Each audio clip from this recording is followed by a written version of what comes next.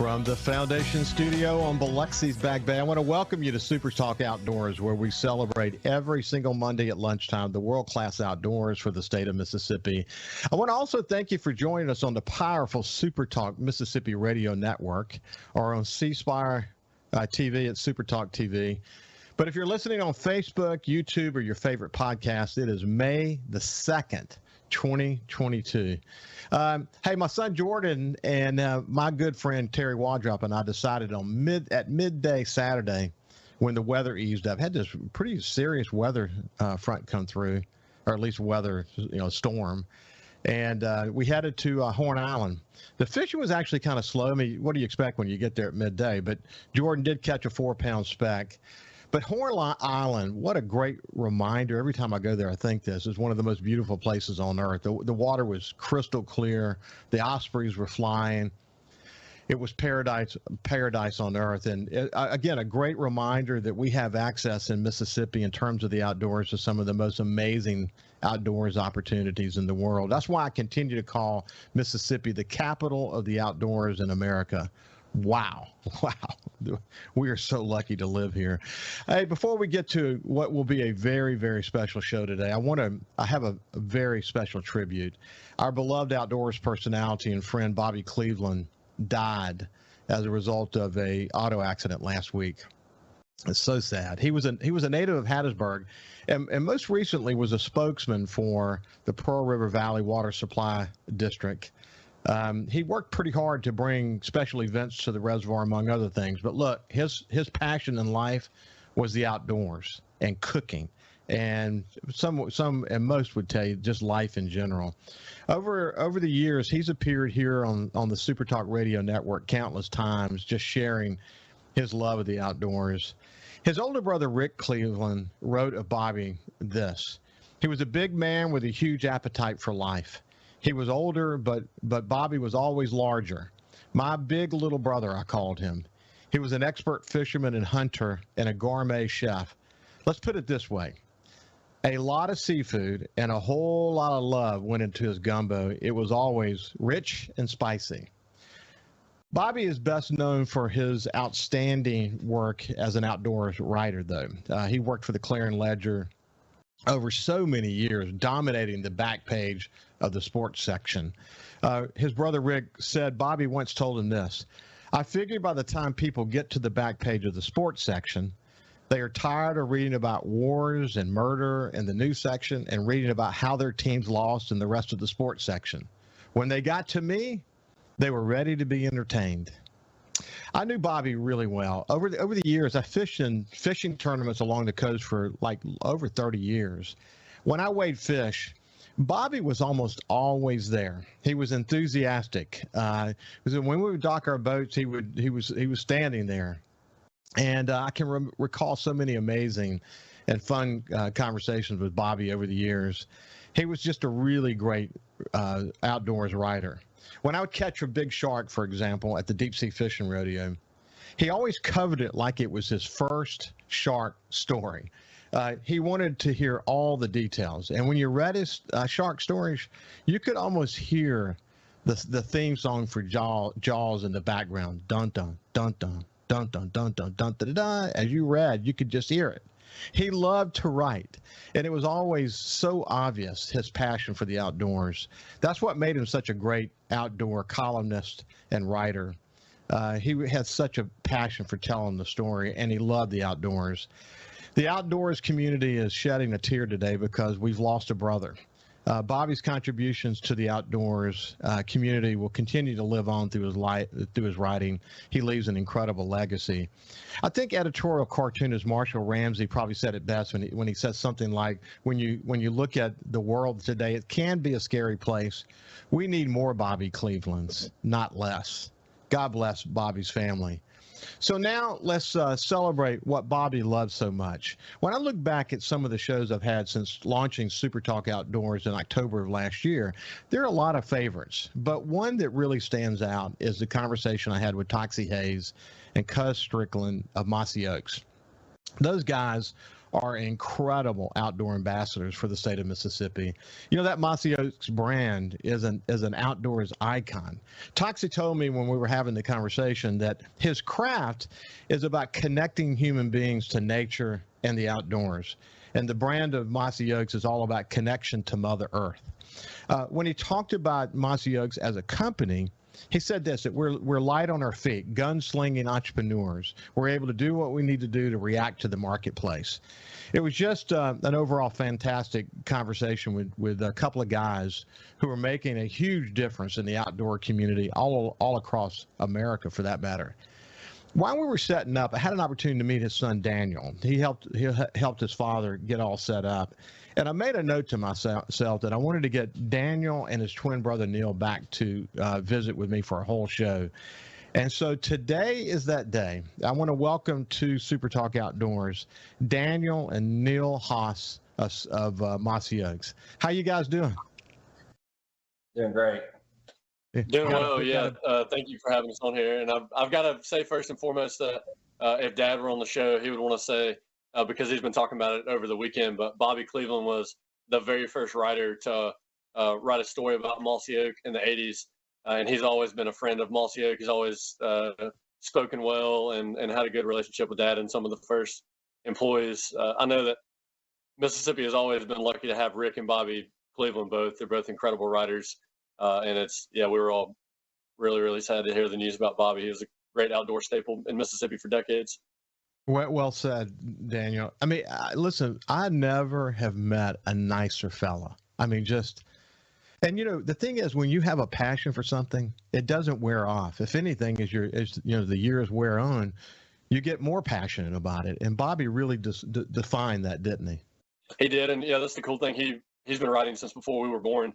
And some of the early articles about Mossy Oak that we kind of have to, we have to relive those days through stories and video and whatever. What we read from Bobby that he wrote, it's not just, cookie cutter articles about the success of the business and the numbers and things like that. He wrote things 35 years ago that are still cool to read now, that are still entertaining and kind of tap into the soul of the early days of Mossy Oak when Dad was still young and in his 20s.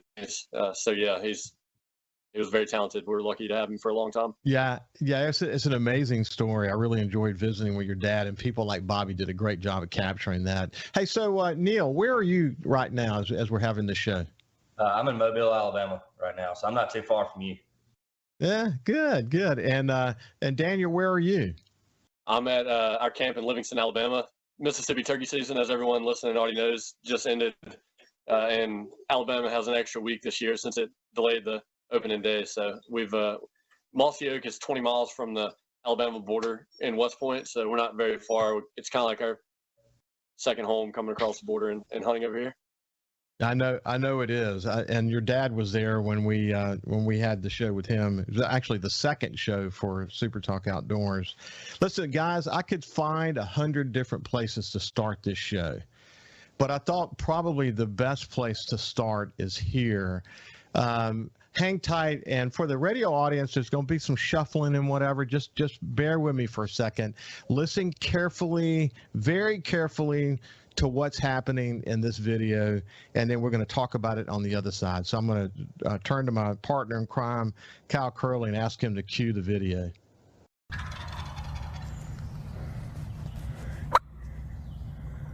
Kill him right there.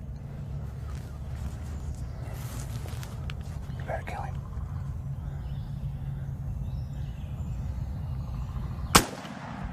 You got it! You got it! Woo! We got it!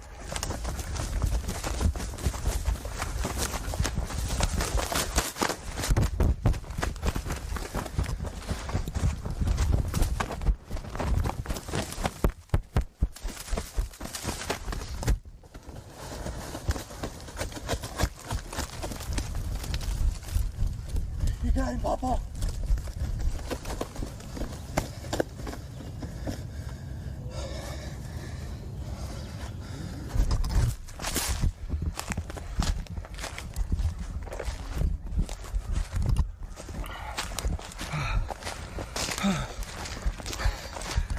Let's go. Let's go.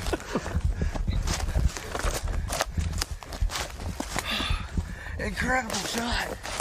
You got him, Papa. You got him. Oh my gosh, what a big old turkey.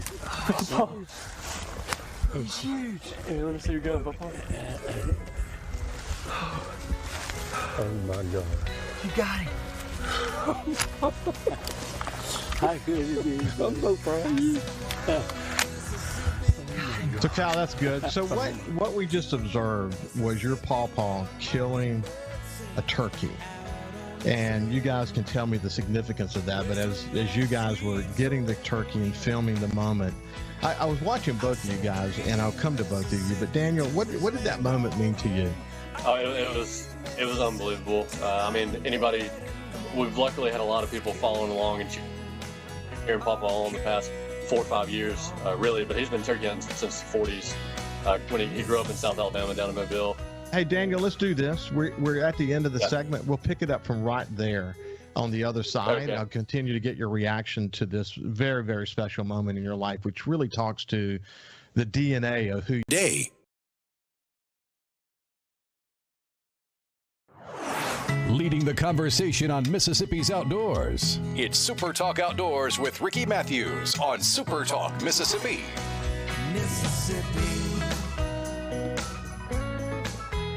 Welcome back to Super Talk Outdoors. When we went to break, and it's hard for the radio audience to kind of sense what we were watching on YouTube and on Facebook, but it was a really special video, and we're going to explain to you what the significance of that moment is. But essentially, it was their pawpaw there with Daniel and Neal and their father, Toxie, shooting a very significant turkey. And this is sort of a history-making turkey, and we'll come back to the whole story now. Daniel, if you could just pick up where you left off, and then we'll come to you next, Neal. Yeah, there's historical significance, and then there's more recent significance. The past 4 or 5 years, as you know, our Papa, he didn't even know how to use the internet or much about it. He legitimately thinks e-commerce is people calling us on the phone and placing an order over the phone and we ship it to him. He was asking that last week. So he's he doesn't realize how many thousands of people are praying for him and cheering him on all around the country. In West Point and in the whole Golden Triangle, it kind of has we compare it to like a big Texas high school football town where everybody goes to breakfast on Saturday and they're talking about the game, and people are always seeing us and wishing Papa well and wishing him good luck next turkey season. And so for the past 4 or 5 years, we've never really known when, as his health has declined, when his last hunt was going to be. So every single hunt, whether he kills a turkey or not, has been incredibly special. But not just getting out in the woods, Papa still gets as fired up as he was when he was a kid. I mean, you would think that maybe just getting in the woods is a success, and it definitely is, or that maybe killing a turkey isn't as important to Papa. And it's certainly, he's in better health and spirits just to get out in the woods at all. But man, even though he's 91, almost 92, he still gets just as fired up as he was when he was a teenager and killed his first turkey. So him actually getting one, I mean, it puts him on top of the world, and to be able to share it with not just everybody in Mississippi that has a close connection to him geographically, but there's people all over the turkey hunting community that get so fired up for him. And it's, I mean, from a family perspective and from a Mossy perspective with everyone that follows along, it's just the coolest thing in the world. Yeah, It really is. I would say he gets more excited than he did when he was a teenager. At 91 years old. Yeah, I thought it was cool, guys. I think, Neal, it might have been you that said this, or it could have been Daniel, but I think it was you, Neal, who said that when you killed your elk a couple of years ago out west, that it was the best experience in the woods, other than when your pawpaw kills a turkey. It's I say this often, that the outdoors community, most of us know. Now, look, some people didn't get the love of the outdoors from their fathers and their grandfathers. Thank God they were friends and others in their lives that introduced the outdoors to them. But so many of us got it from those who came before us. But this special connection that you two have, not just with each other, being twins who have learned a love of the outdoors together, for your entire lives, and not just from your father, but the role that your pawpaw plays in that, this sort of DNA connection that you guys have had this incredible opportunity to appreciate. That's powerful, isn't it, Neal?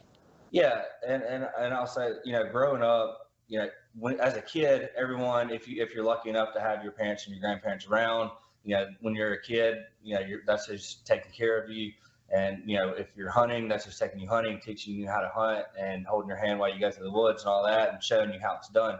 Well, then, later in life, obviously, when your grandparents get older, the roles reverse, and you start taking care of them and taking them to the woods. And so you kind of pay back what they gave to you all those years. And so I remember when I was in high school, because, growing up, Daniel and I being twins, luckily we had our grandfather around, so we'd always split up. Papa would take one of us and Dad would take one of us, so it worked out well. Papa always had a grandson to take hunting. And but I remember in high school, for the first time that I actually got in the truck, picked up Papa at his house, drove him out to the woods, caught up a turkey for him, and he killed the turkey. And it was that moment where I knew that the roles were kind of reversing, and then that this was kind of, the rest of our lives, that when we went turkey hunting, it was going to be us taking him instead of him taking us. And since then, we've taken him every year. We can't, and he's turkey hunted for 75 seasons. It would be more than that. When he was 17 or 18 years old, he had tuberculosis, and he was unable to hunt for 3 years. And so the 75 years that he's turkey hunted, he's killed a turkey every single season that he's hunted. So it's really special, this being the 75th, and there's not very many people, because turkeys, not many people know this, but turkeys were basically extinct in a large portion of the United States for a long time, and so there was only about 2,000 turkey hunters in the United States when he got into turkey hunting. So there's not very many of those people left, and so for someone to shoot a turkey 75 seasons in their lifetime, it's just something that it's hard to fathom.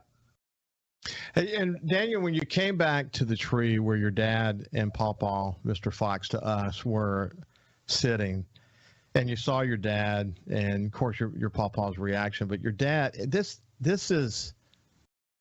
your dad feels the same way about this as you guys do. I mean, it's just you're able to immerse yourself in the moment and cherish it for what it is in the moment.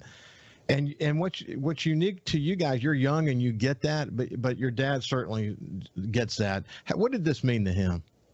I mean, it was it means the world to all of us, and really to Dad. I mean, he's got a connection, obviously, that spans a really long time. It's on top of the family connection. Him and my granddad growing up, that's who instilled a love of the outdoors for him. The values that we wear on our sleeves of leaving the woods and the outdoors better than we found it. That Mossy Oak and that idea started with Dad, but it really started with Papa instilling that in Dad. They would grow up, there were no turkeys in West Point when Dad was a kid, so they would drive back down to South Alabama to Papa's old hunting club, Choctaw Bluff, and my granddad. A lot of people know, some don't know, that he actually relocated wild turkeys to West Point, and all the turkeys that we're now hunting in Clay County are, you can trace their lineage back to the turkeys that he relocated. So even the turkey that he killed last week, sorry, dog barking there.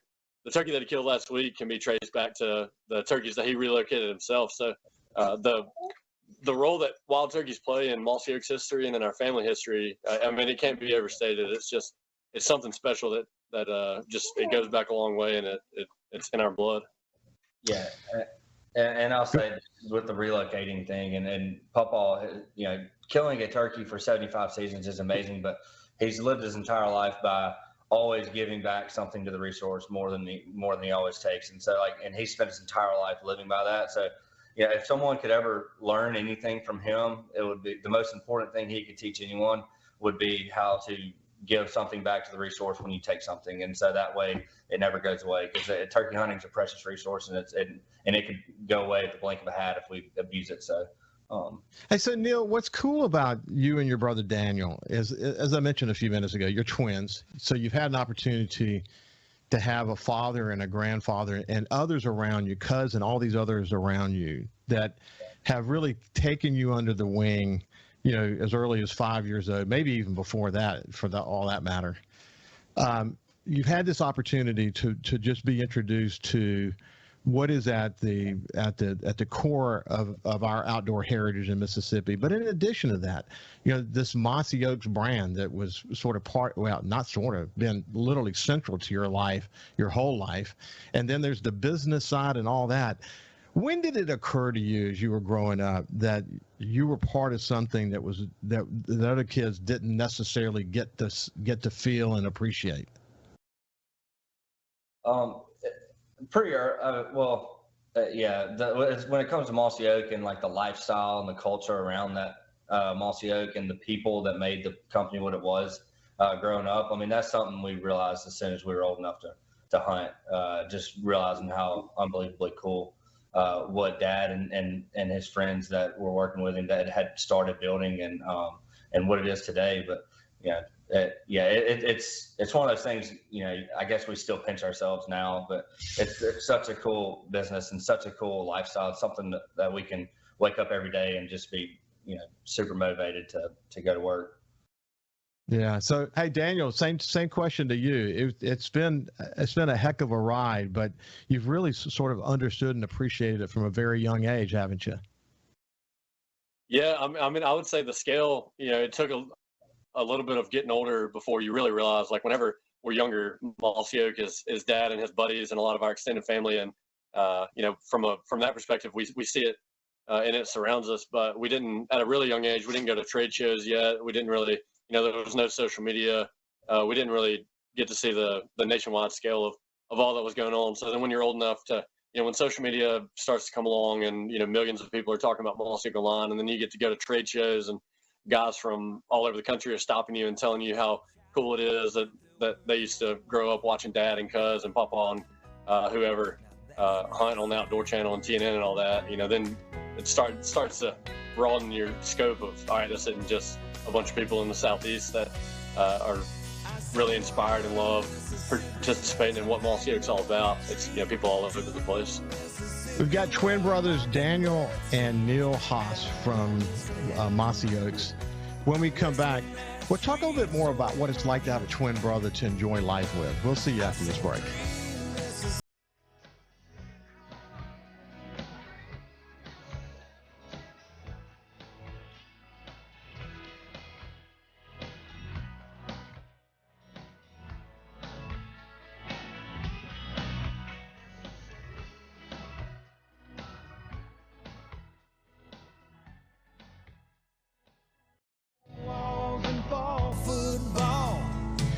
Welcome back to Super Talk Outdoors. I have Daniel and Neal Hayes. I'm going to take my medicine because during the break they reminded me, which I knew already, that it's not pronounced Haas. It's pronounced Hayes. It's just a unique pronunciation that this family has. And I knew that from the conversation I had with their father, and I just didn't remember, unfortunately. But I take my medicine, and I'll try not to make that mistake again. But anyway, when we went to break, we were talking about the incredible sort of brotherhood that you guys had. I enjoyed watching your hunt together in the West. What a dynamic experience that was for both of you, as you both got elk and that hunt. I think 43 miles you walked, and look, we're not talking about flatlands, are we, Neal?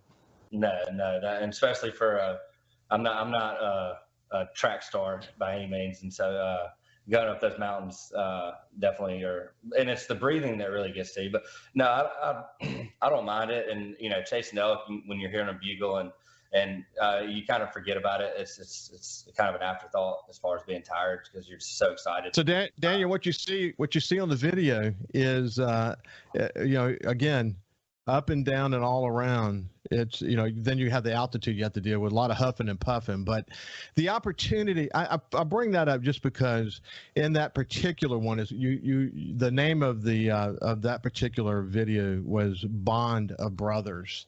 And it really gave you and your brother Neal, an opportunity to sort of talk about what it meant to you to be able to hunt together.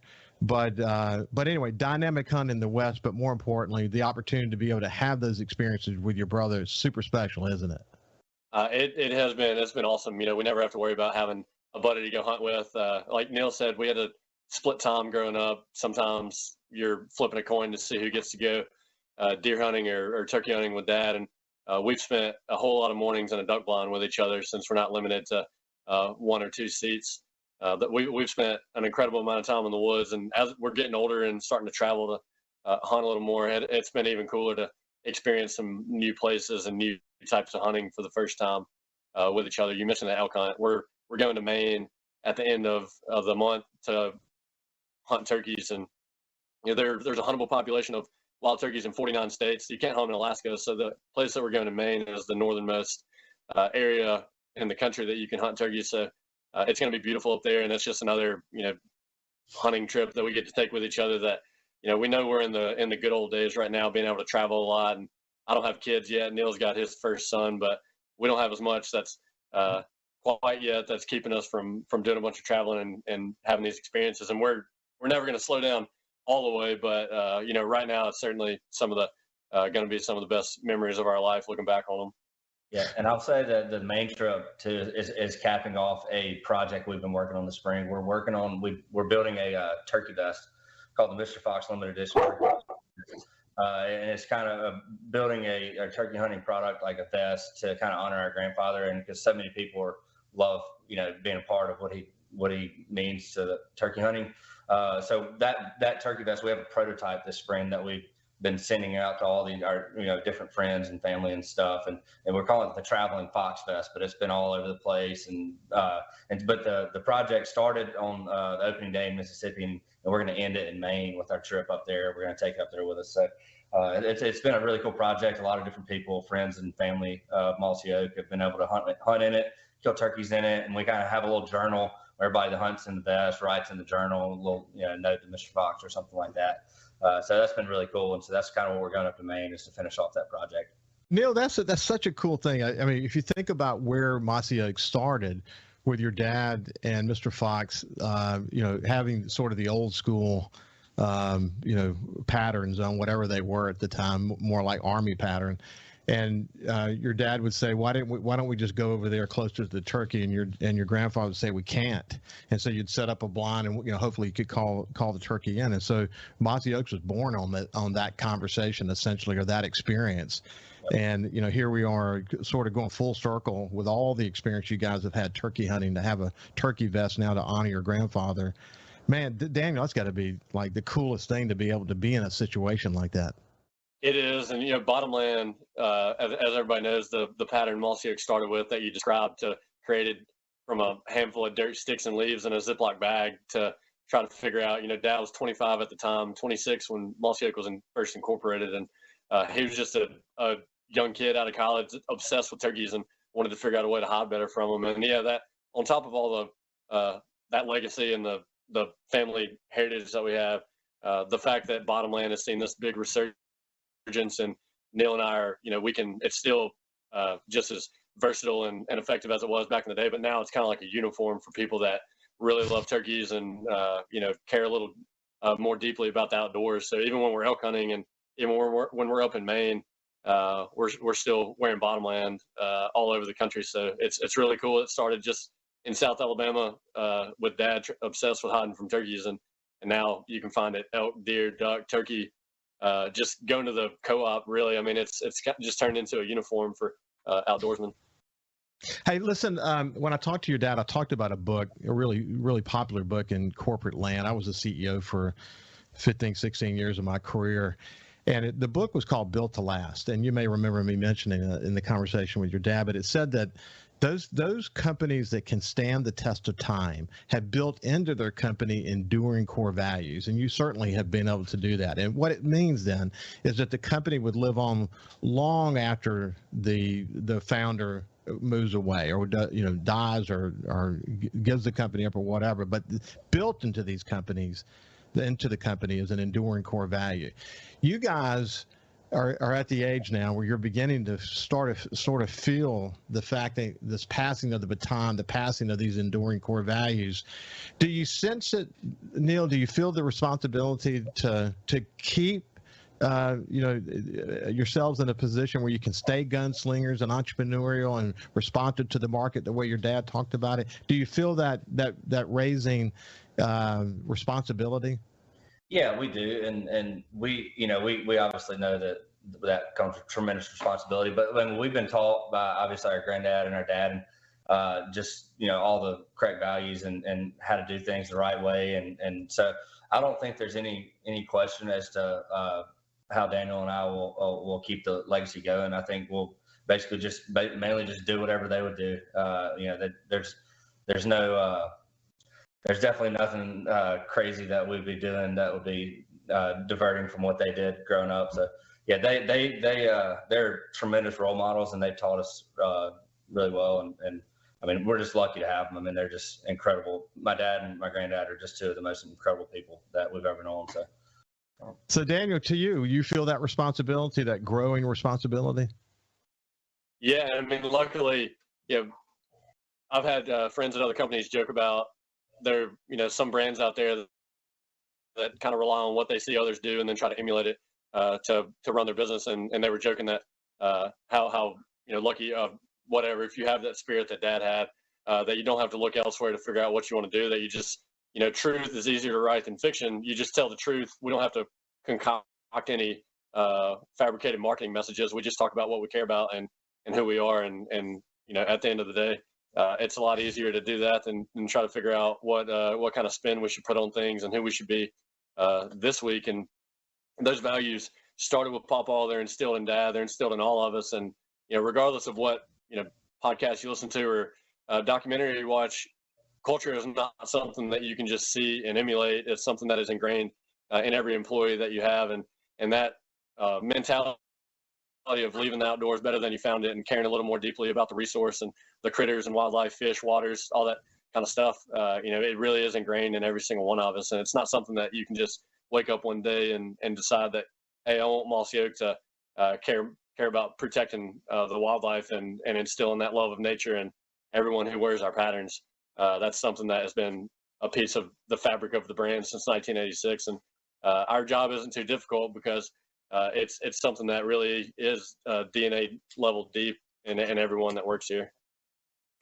Well, it is so true. I mean, when you think about brand, it's there are a lot of brands that have claimed to do patterns that have come and gone, but at the end of the day, the brand is essentially about the emotional connection. It's the connection that people have with that product, whatever it might be. In this case, the Mossy Oaks brand, and how it manifests itself over so many different platforms. I shared the family tree of companies that you guys are involved in when we visit with your dad. But it's that connection, and a lot of that, as you point out, it has a lot to do with experience. It has a lot to do with leading by example, a true focus on conservation. But at the end of the day, it's something that works, and people have a connection to that. And when they hear that brand, they know that this brand makes a difference in my hunting experience, and I'm committed to that. Hey, when we come back, we're going to talk a little bit more about the company, and then we're going to shift gear and talk about a stamp and some other stuff that you guys are working on. We'll see you after this break.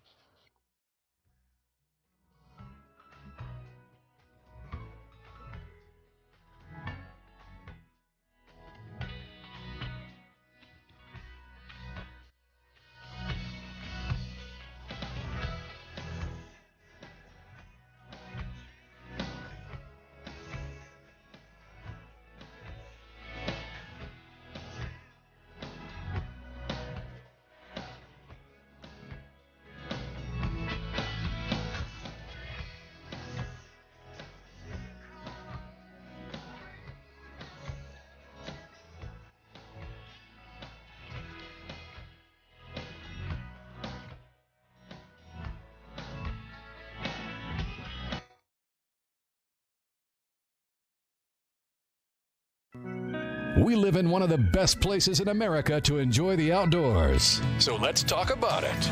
It's Super Talk Outdoors with Ricky Matthews on Super Talk, Mississippi. Welcome back to Super Talk Outdoors. I have my two friends, Neal and Daniel Hayes. I said their name wrong at the beginning. It looks like Haas, but it's pronounced Hayes.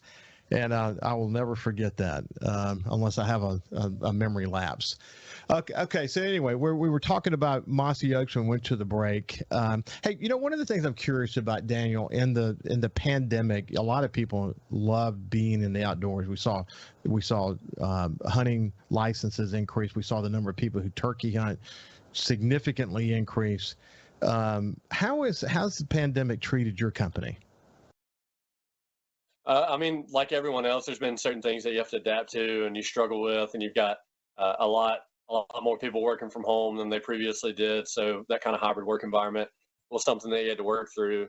Luckily for outdoors companies, when people were told they couldn't go out to public, you can't go to sporting events or concerts or whatever, a lot of people just wanted to go spend time outside, whether that was backyard barbecuing or for people that are lucky to live in Mississippi like us, that was hunting and fishing. So we've had our struggles like every other apparel and product company trying to keep up with demand, and the supply chain issues that have come with the pandemic have been really complicated. Things are out of stock all the time, but it's a good thing. At least we're not stuck with products that nobody wants that we can't get in. We're making things that I think the fostering that love for the outdoors that a lot of our core customers have. That's only been emphasized in the past couple of years. So we're lucky from that regard that all of our core consumers love spending as much time as possible outside. Neal, anything you want to add to that? Yeah, and I would just, like you said, with the pandemic, there was a massive increase in licenses sold and hunters getting out and people just getting outside and hunting and being outdoors. But with that, because there's, as most people know that follow on turkey hunting, there's a steady decrease in turkey populations and there's a steady increase in the amount of hunters getting into the sport. And so that's why it's so important to be able to teach people that, to not only just take all the time, but be able to give back to resource. So learn how to get out. And if you have a small piece of land, learning how to manage that land better for turkey habitat by burning and other practices or trapping and whatever it may be. Listen to your biologists, listen to people that are really knowledgeable on the subject. And if everyone that gets into the sport gets in it for the right reasons instead of the wrong reasons, we will have it for years to come. But if not, it'll be the reverse of that. So anyway, that's kind of with all the people. I kind of preach that all the time because all the new people getting into the sport, it's important that we preach the right message and teach people the right way. Yeah, I couldn't have said it better myself, Neal. And this is why the wild turkey stamp that you guys are working on, Daniel, is so important, isn't it? It is. We're really, really proud of it. As anybody who hunts knows, especially anybody who duck hunts or anybody that's hunted for a long time, back in the 70s and 80s and early 90s, there's a really long history in the United States of wildlife conservation stamps protecting different species that we hunt. And back in the 80s and 90s, that was kind of the heyday when the NWTF released the first turkey stamp. And anybody who duck hunts knows you have to buy a federal and state duck stamp every year. But most of the other stamp programs, whether they were from conservation groups or from state agencies, have been defunct for decades. And the conversation around why, because like Neal said, turkey populations are struggling in a lot of states. A lot of people are wondering why more states haven't reintroduced their stamp programs. And we just had a light bulb moment that was just like, well, what rule is there that says Mossy Oak can't release our own stamp? And that, benefits wild turkeys in multiple forms. The obvious is that we sell these stamps for $15, and every cent from that $15 goes into a conservation fund that will be distributed to wild turkey research projects. But the cool, second level of that is a lot of these state agencies that have maybe procrastinated re-releasing their stamp programs. They all have a little motivation because we've already heard from a few that are like, well, if Mossy Oak did it, we don't really have an excuse anymore. If Mossy Oak can do it, of course we can do it. So the effect that we've had with just the money that we've raised is going to be really cool, because one of the dynamics with wildlife conservation is that, there's not GoFundMe pages for wild turkey research projects. People can interact with them online and they see pictures and videos and you read about them, but you don't really have an easy way to be like, I want to give $50 to this wildlife biologist. And so the cool thing with this is that there's a lot of really hardcore, passionate turkey hunters that have bought these stamps from Mossy Oak, and they've entrusted us with their money because they say, okay, this is a brand I care about. This is a brand I trust.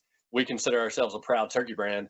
And so for people to trust us with their money and know that it's going to go to a good place, that's going to go to good people doing good work for the turkeys, it brings us a lot of pride, and we're going to continue selling it until the last turkey season ends. the beginning of June. So if anybody's listening and you want to buy a turkey stamp yourself, if you just Google Mossy Oak turkey stamp, it'll bring you to our website, and you can read a letter that Dad wrote about what turkeys mean to us. And we've had people pledge to buy one for every turkey they kill or every turkey that whoops their butt or whatever this year. So we've had people buying a lot of them, and that money's going to go to a great cause.